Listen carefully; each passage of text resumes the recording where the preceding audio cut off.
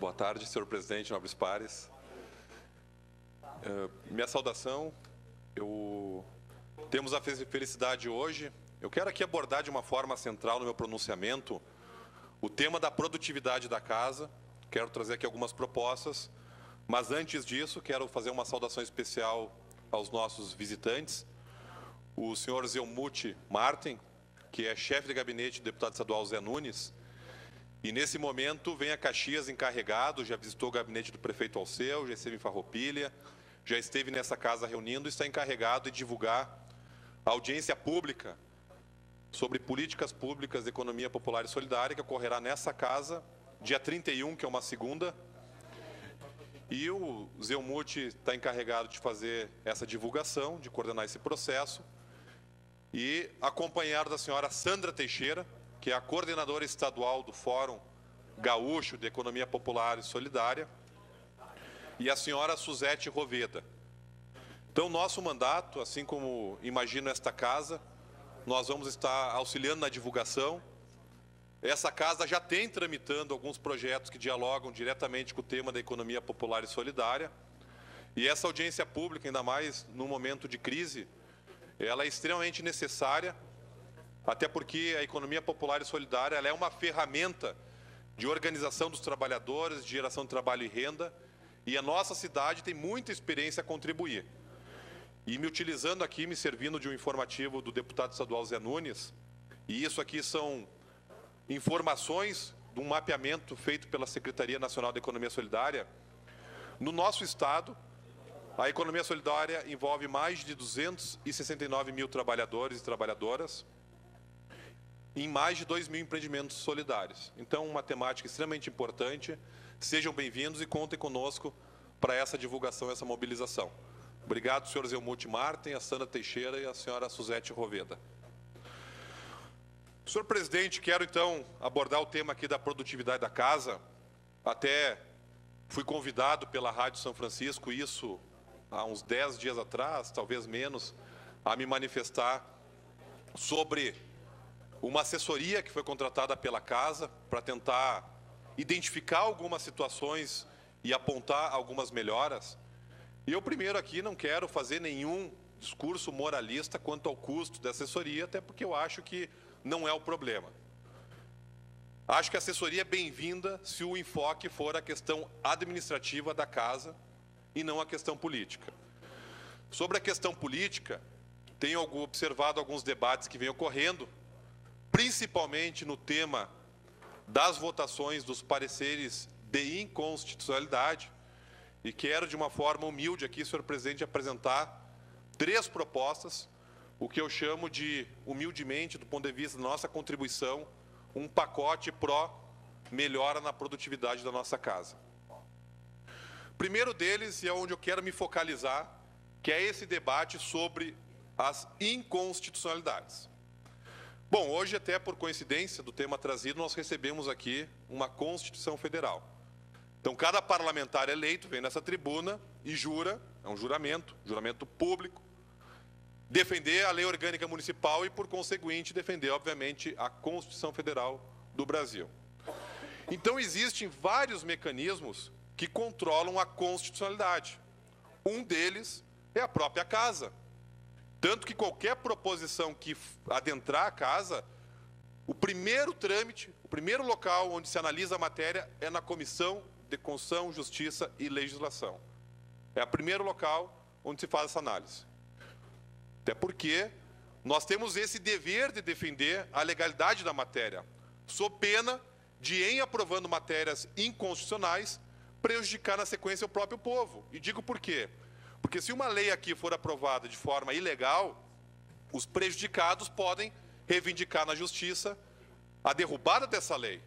E nós temos um exemplo concreto que é a aprovação do Fundo Municipal de Recursos Hídricos, que na ocasião da aprovação nós defendemos a ilegalidade, sustentamos perante o Ministério Público e o Pleno do TJ, por 25-0, declarou inconstitucional o Fundo Municipal de Recursos Hídricos. Mas localizando esse assunto aqui na casa, tem causado um certo desconforto algumas votações. Bom, eu agora no Facebook, para alguns usuários dessa rede social que às vezes não lê um parágrafo, só pega e compartilha, estou sendo acusado, por exemplo, de ser contra os professores por ter votado a favor de um parecer de inconstitucionalidade. Então, a primeira proposta que eu quero apresentar, já havia sinalizado ela, e faço essa manifestação da tribuna para buscar apoio, porque precisamos de 1/3 de assinaturas, é fazer o seguinte, que o parecer seja conclusivo no âmbito da Comissão de Constituição, Justiça e Legislação. Porém, estou propondo que, exarado o parecer pela inconstitucionalidade, seja dado ao autor, num prazo de 30 dias, a possibilidade de sanar a ilegalidade, desde que apresente argumentos contrários, apresente emenda que sane a ilegalidade ou um substitutivo. Então, o autor, se identificar no parecer que o parecer está errado, ou ele tem um instrumento legislativo para corrigir a matéria, ele apresente em 30 dias. E ainda uma segunda possibilidade, em o autor ainda não concordando e defendendo o direito, inclusive, de espernear, no bom sentido, que faça um recurso especial plenário, desde que com 1/3 de assinaturas. Então, quero dar o exemplo específico do caso dos taxistas.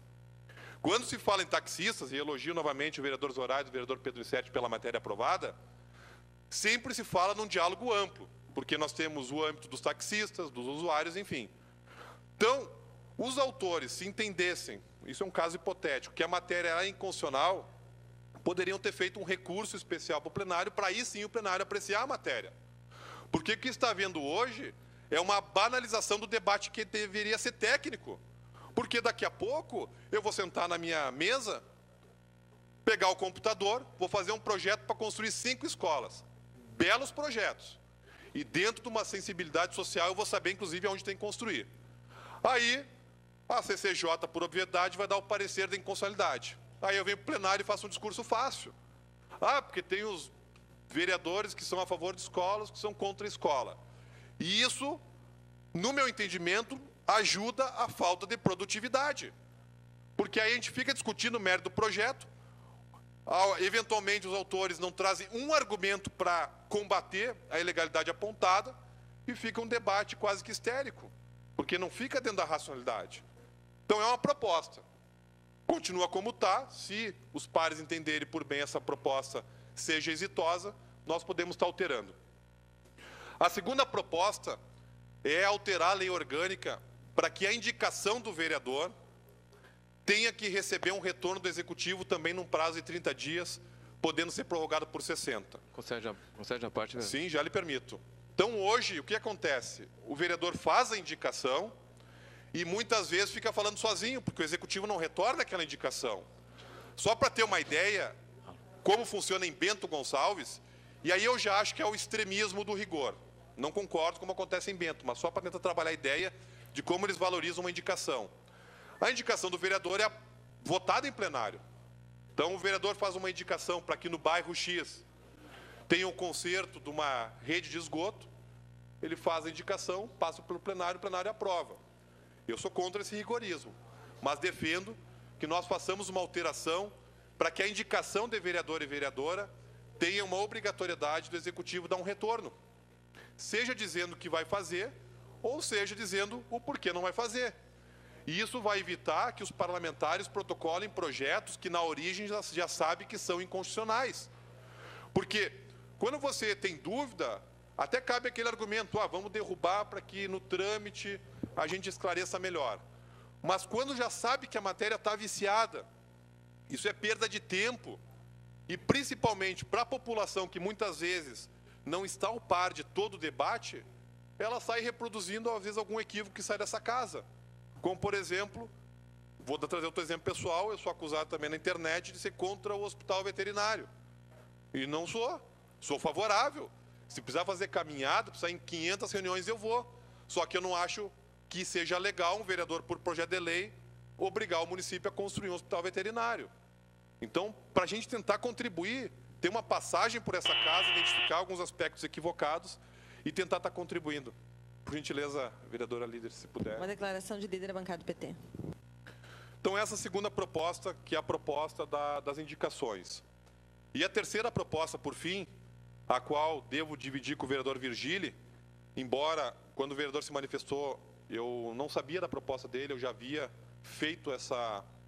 trabalhado essa ideia na Rádio Caxias, junto ao jornalista Marcelo Passarella, é a ideia de alterar essa ideia de comissão temporária especial para subcomissão temporária especial vinculada a uma comissão permanente. E a ideia é de que as comissões já criadas que continuem no formato que estão, mas a partir de criações de novas comissões, se formem subcomissões que vão estar conectadas a uma comissão permanente. Porque nós temos 9 comissões permanentes que, de uma forma geral, dialogam com todos os temas. Então, qualquer tema suscitado na casa, ela tem que se conectar a uma comissão permanente.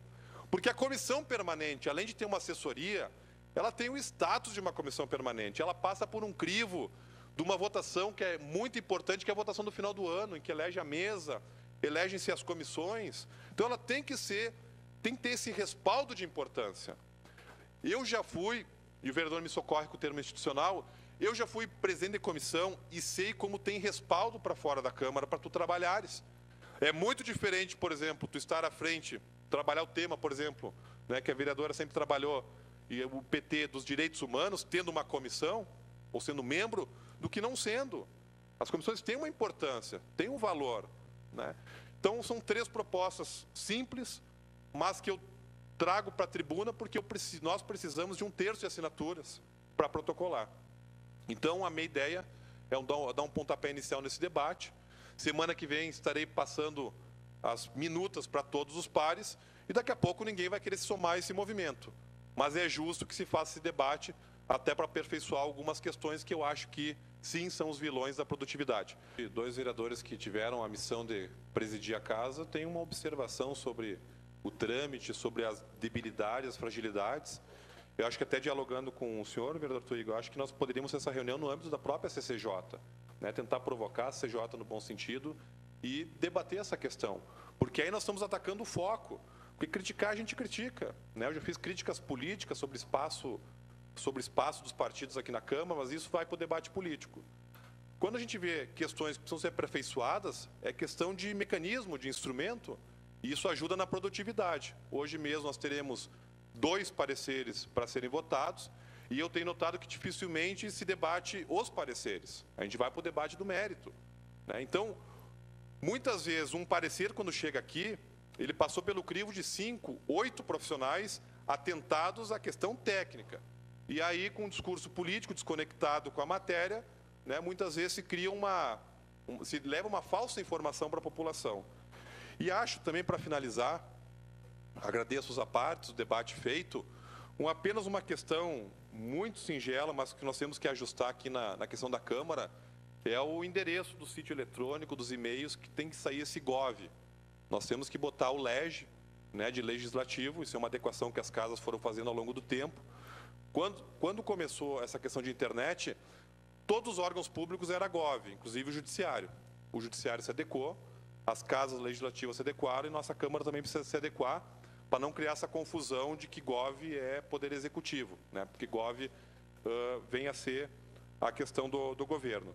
Então, é uma sugestão que é feita.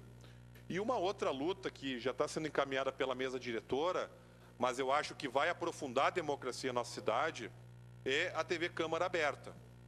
Nós sabemos que o horário é muito difícil para as pessoas estarem aqui.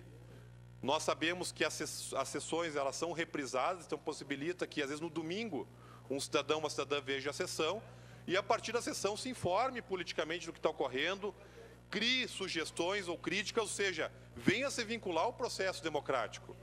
Porque a participação política ela não se dá só no momento da eleição de eleger os parlamentares que aqui estão.